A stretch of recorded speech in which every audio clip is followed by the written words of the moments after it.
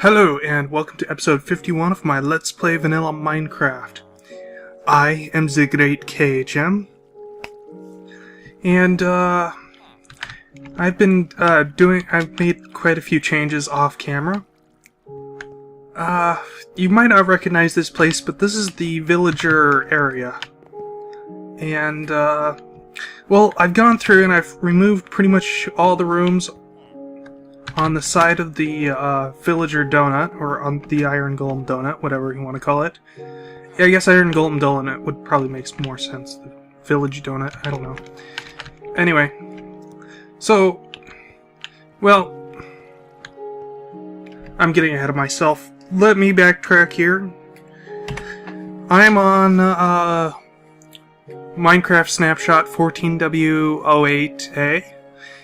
And I believe this is going to be like the villager update, so... Oh yeah, I forgot about the cursor thing there. It's actually interesting.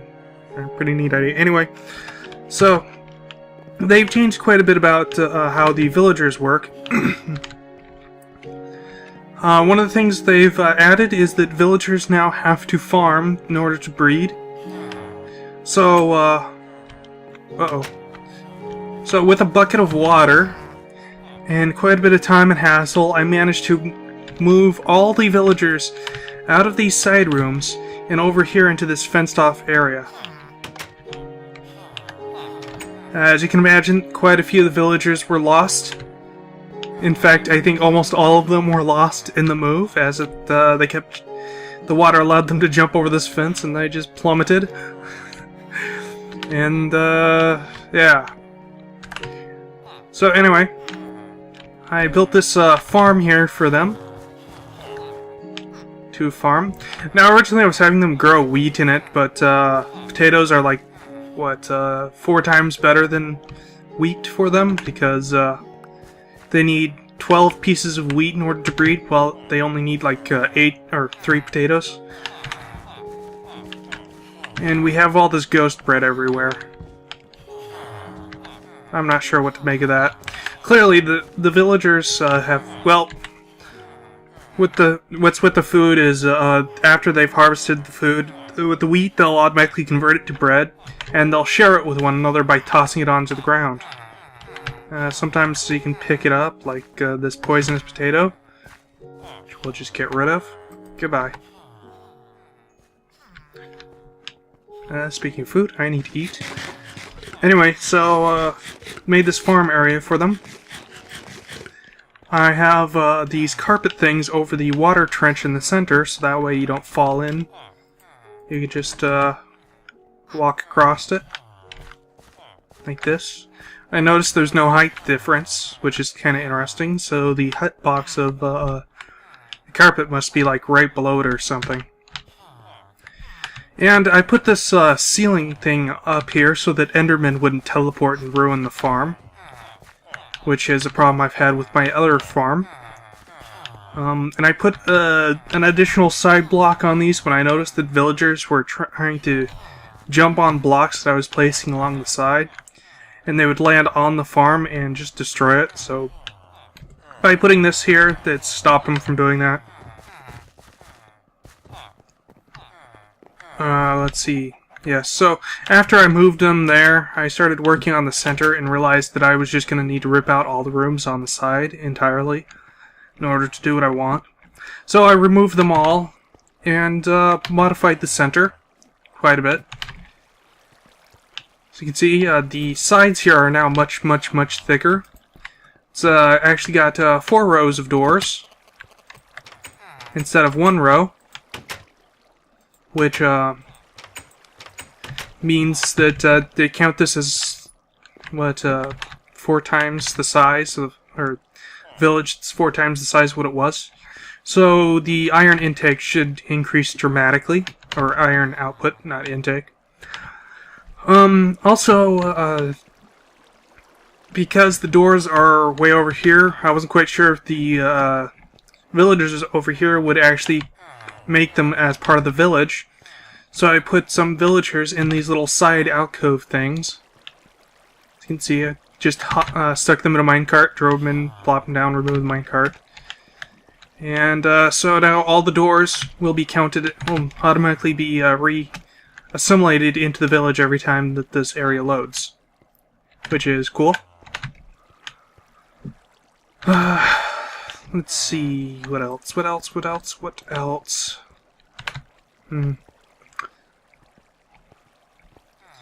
I'm not quite sure they're currently producing iron golems. I don't think their population is high enough.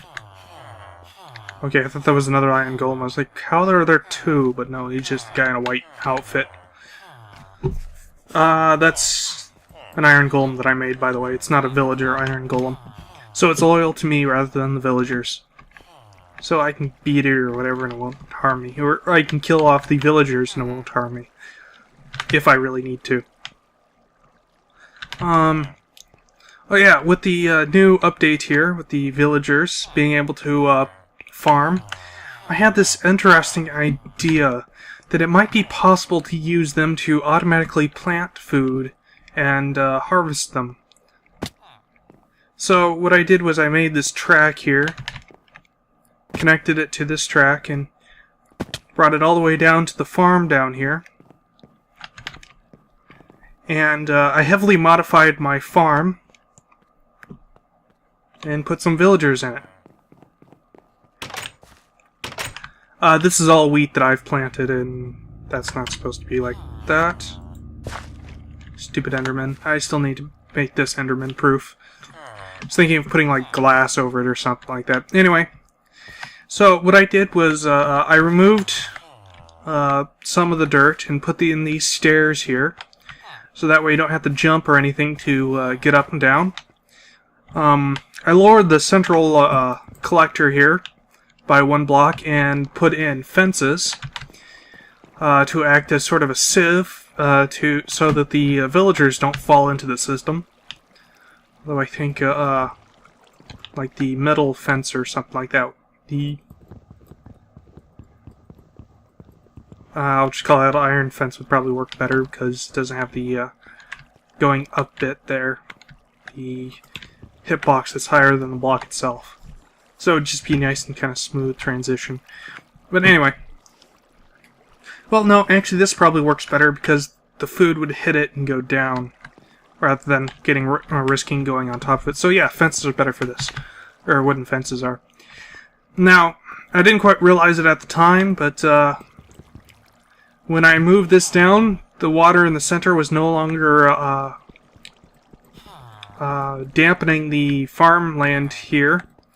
So I just removed all the dirt and replaced it with stone bricks. Oh yeah, these are upside down stairs. I'm hearing a zombie. Why am I hearing a zombie?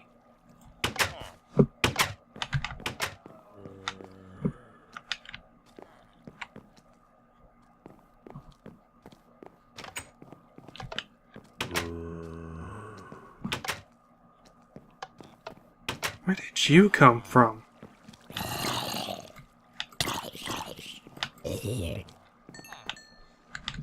Huh. Okay, well that's a problem. Maybe I should get a few more iron golems around here. Anyway, what was I saying?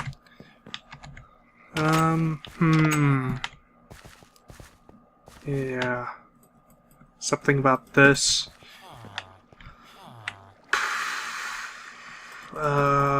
Brains glitching. Oh yeah, these are upside down stairs so that the fences don't connect to them. Which is really important because if the fences did connect, then the food would just kind of get stuck on it. And don't want that. Now, you know, I think that only like farming villagers or farmers, villager farmers, can actually plant and harvest this stuff. So I suspect that like all of these are pretty much useless. I might have gotten the wrong villager mix here, in which case I'd probably need to go get some more. Maybe have some sort of system that would allow me to filter out all but the farming villagers. Don't know. Have to be a manual, obviously. So this whole system might kind of fail because of that. Now the output of this would be greatly reduced. And not just because quite a bit of the land has been turned into stone bricks, but also because these guys here, because they will be continuously planting and harvesting, most of the plants will probably be like, excuse me, man, that just took me by surprise. Most of the plants would probably be like this, so that when harvested, they would just yield seeds, not wheat. So I would have a lot of. So you gonna harvest for us? Oh, he's planting. He's a planting. Did he just harvest this whole row or something? No, wait, I didn't quite get to this part. About here is where I ran out of seeds, so all this is planted by him, I guess. So I guess I do have the right mix, and it's sort of working as I had hoped it would.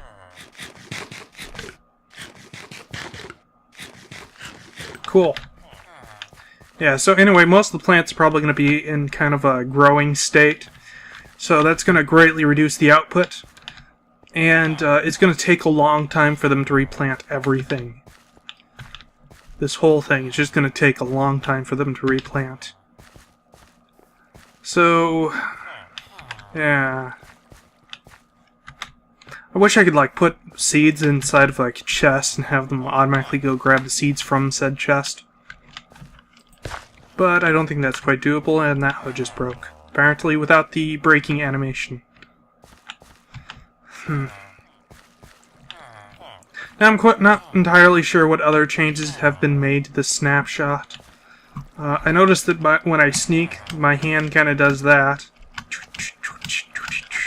Anyway, yeah, so, wonder, swords, shovels. No, okay, it's just when I'm. Yeah, okay, it's just when I'm bare-fisted. Which is kind of a great way of seeing if you're stealth or not. Or sneaking. Yes, and this whole place kind of needs to be made Enderman-proof, because as it is, they teleport in and just do that. Which sucks. I was kind of thinking of, like, putting glass, make a glass layer above, like 2 blocks or so above, and that would stop them from being able to fit in, or something. Actually, if it's glass, that might not stop them. I'm not entirely sure. Something needs to be done. I've been reluctant to really do something because I wanted a view through this window. But if I'd use glass or something like that, I should be fine. View-wise. I really need to do something about these things. I need to get them in the ground or something. Which would also greatly reduce the... amount of, space they had available for farming. But, oh well. Sacrifices have to be made, I guess. Oh, did he finish this up? Looks like he finished it up, or maybe, or... Okay, no, he was going the other way. Anyway. Yes. Now this door thing, you probably noticed it. When I push the button, they both open for a moment. Let's go to the other one where we don't have villager trying to escape.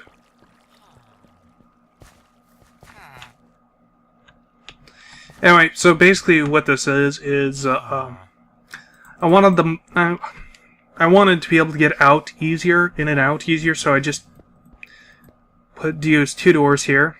And I made the metal one so that the villagers could not escape through them, or would see them as a village. Or, yeah, would see this as part of a village.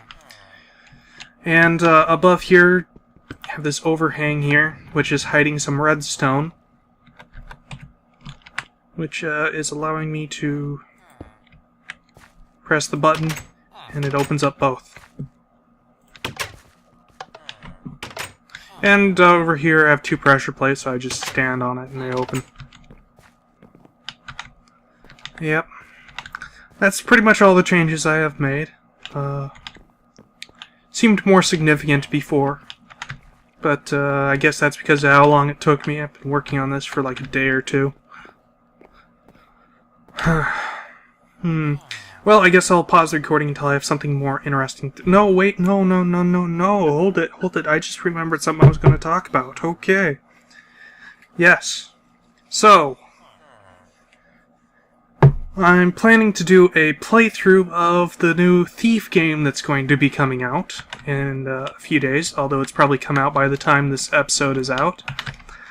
But it's going to be a not a let's play, it's going to be a playthrough rather than a let's play, as that I'm planning to actually record my entire playthrough of the entire game before I upload it, so any input from players probably won't actually affect anything in the game.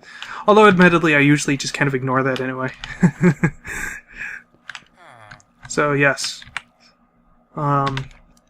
Basically, the story behind that game there is Sky found it, and she kind of squealed and sent me a message saying, look at this, I want this.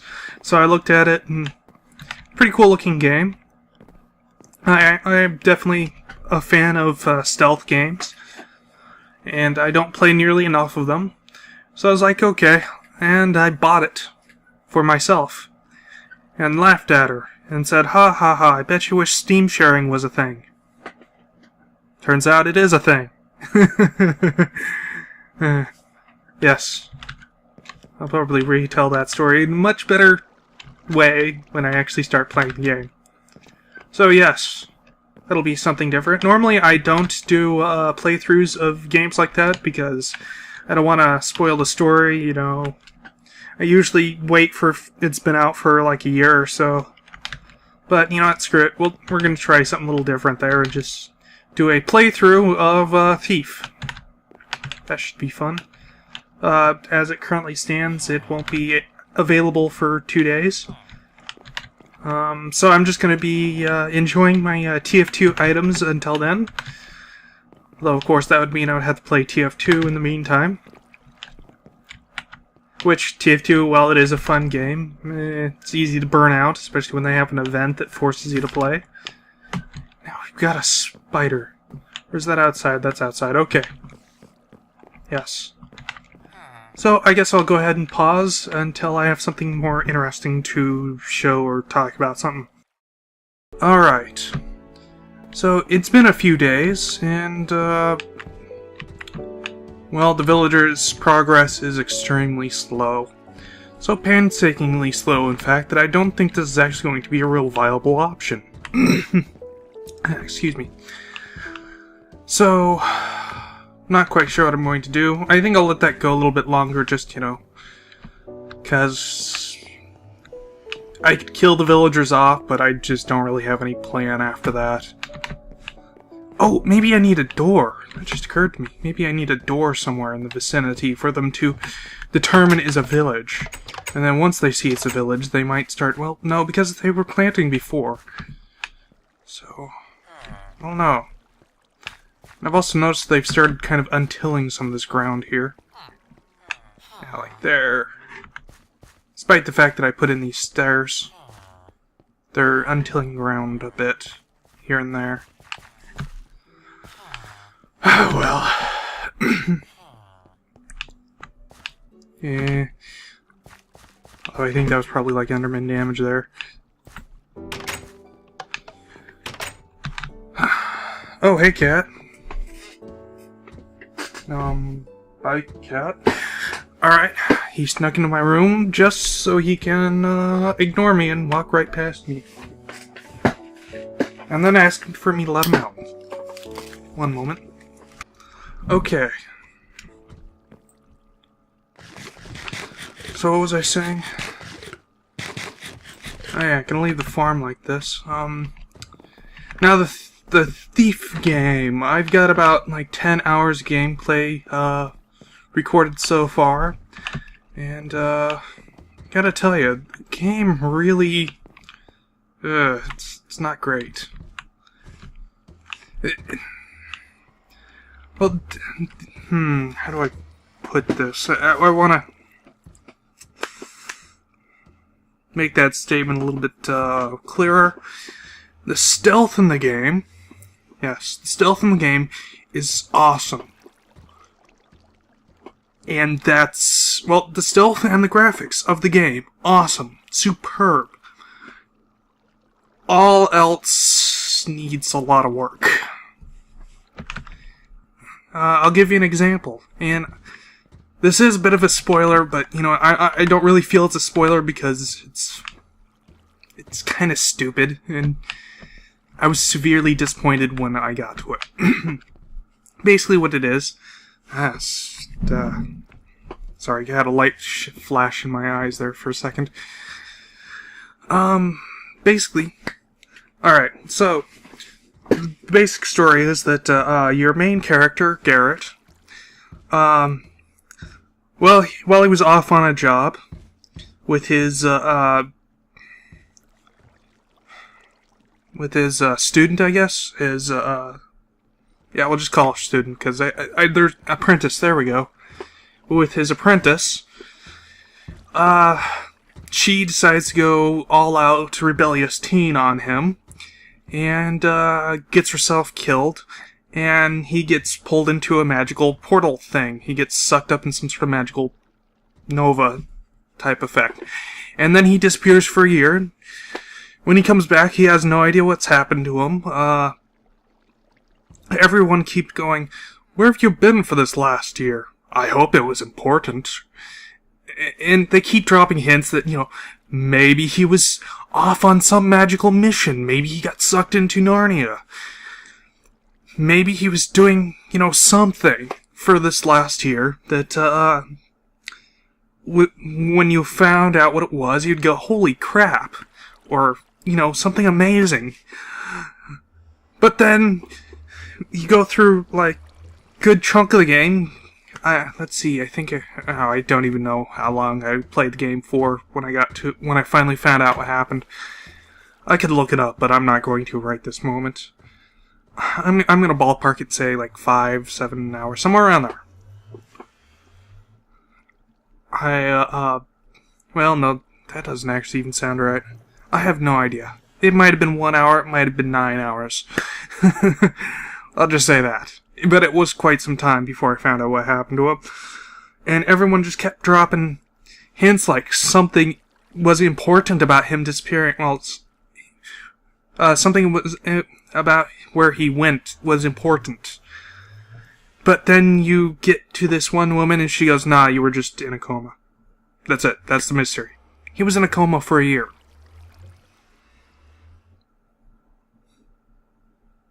That's the whole mystery. Just in a coma. He wasn't doing anything special. He was just asleep. In a coma. Being taken care of by beggars. Why the news of this didn't quite get spread around to his friends, I don't know. Beggars were taking care of him. Not just like one or two, but every beggar in the city was taking care of him. For a year while he slept. This should have been common knowledge.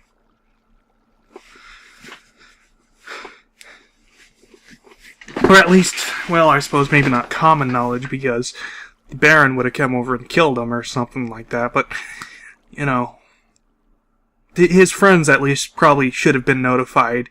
And the woman who tells you was in a position to know who your friends are. To know who would be asking about you. So, anyway, that was kind of severely disappointing. There's a lot of fairly disappointing things about the game. But anyway, I don't want to turn this into a full-blown review of my disappointments of Thief. So, talk about something else I've been doing lately. Well, lately I've been playing a lot of PlanetSide 2. Now, my, well, once again, I'm trying to say 2 or 3 things at the exact same time, and I'm getting the Three Stooges effect. I need to not do that. God damn, task question. Okay, so basically, yes, PlanetSide 2. I played it when it first came out. I played it for like a couple of weeks and was like, yeah, this really isn't all that fun, so I stopped. And I never really looked back. Then I saw my brother was playing it. It's like, you know, fine, I'll give it a try again. And so I gave it a try, and holy shit, it's awesome. I'm having a lot of fun playing it now. I don't know what's different about it now that wasn't there when when it first came out, but it's a lot of fun now. So, yeah, I've been learning to play that. Not exactly great at it. In fact, my kill-to-death ratio is like 0.3 or 2 or something like that, so I'm utter crap. But yeah, it's a lot of fun. I've been having a lot of fun playing that. One thing that I will say is, if you are thinking about playing it and are about to get started playing it, what I recommend is that you take everything about the game that you've heard, or, you know, all the suggestions you've got. Okay, that's a very stupid thing for me to say. What I recommend is that instead of going right for the fight like everybody tells you to, don't. Don't go to the fight. Don't go to any of the fights. In fact, avoid the fights when you're first starting out. You won't get a whole lot of certs doing this, but what I recommend you do is you go for the Infiltrator class. You grab the, well, what is that buggy called? The quad? I can't remember what it's called at the moment. The Flash. There we go. I think that's what it's called. The Flash. Yeah, because Lightning's the tank. So grab a Flash. Go Infiltrator. Don't buy anything with certs. You don't need anything. Just grab them both. Drive right past the enemy line. Just go right, just deep into enemy territory. Past the enemy line. Try to avoid people as much as you can. And just start hacking stuff at bases. There'll be nobody there. You'll get some experience for it, some certs for doing that. You'll be helping out your team a bit, because when your team finally pushes theirs to that point, they're gonna go, what the hell, we can't use anything. So, you'll be helping out your team. You'll get some certs, not a whole lot, but you'll get some for doing this. And most important of all, you'll learn the layout of the terrain. You'll learn how bases are set up, which is really good information, because if you don't know how a base is laid out, you kind of run around clueless, getting easily turned around, having no idea what you should do or where you should go. But when you do this, you'll get an idea of how the bases are set up, how they're laid out, and we'll begin to learn the patterns behind the base's assemblage, and this will really help you out later on when you do finally go and join the battles. That's my recommendation, anyway. And as the Infiltrator, you'll also have a cloak to help you hide in case somebody shows up. Yes. Something like that, anyway.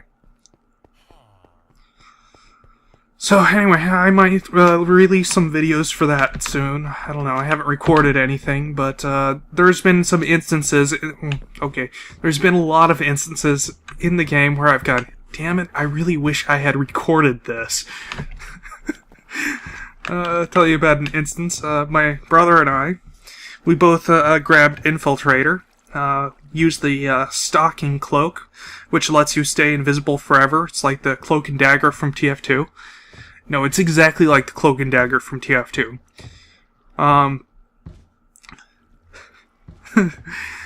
So anyway, we grabbed the Stalking Cloak. We hopped on a Flash. We drove out. We got to an enemy base. We left the Flash kind of outside. We ran in. And as we were coming back out, we spotted an enemy tank driving along the road where we had left the Flash. So we both engaged our cloak and watched what happened. The tank rolled up, it stopped right next to our Flash, turned to it, shot it, turned back, and then continued on its way.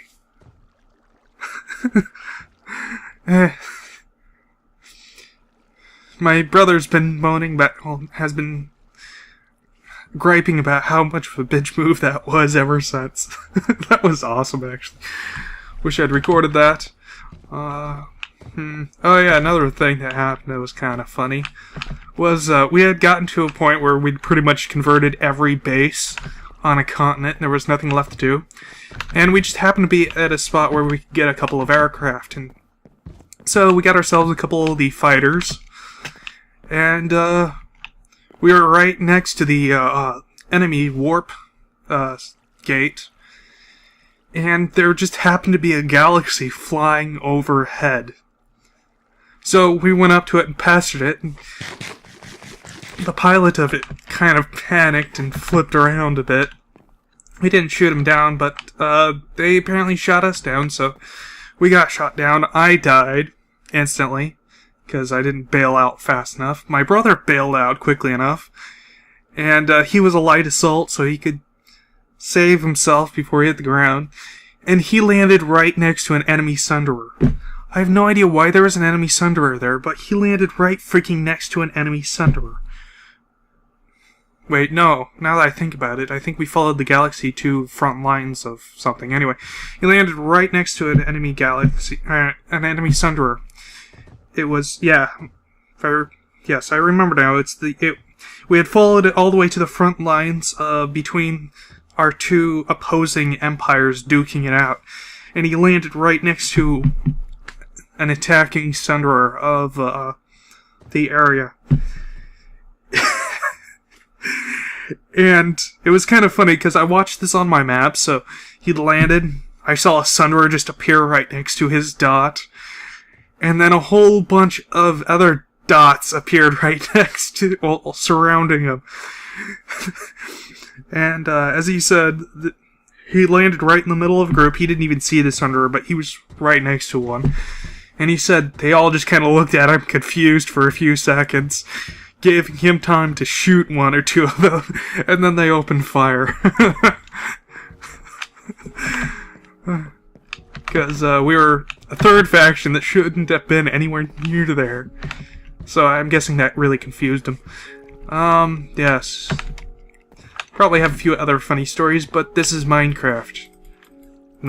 I shouldn't really be talking about other games too much. So, how long have I been recording for? Oh, okay. I guess it's time to end this episode. So once again, I am KHM, and I have no plans for the next episode. I'm gonna make a next episode, but I have no plans for it. None whatsoever. At this time. Well, maybe we'll work on the...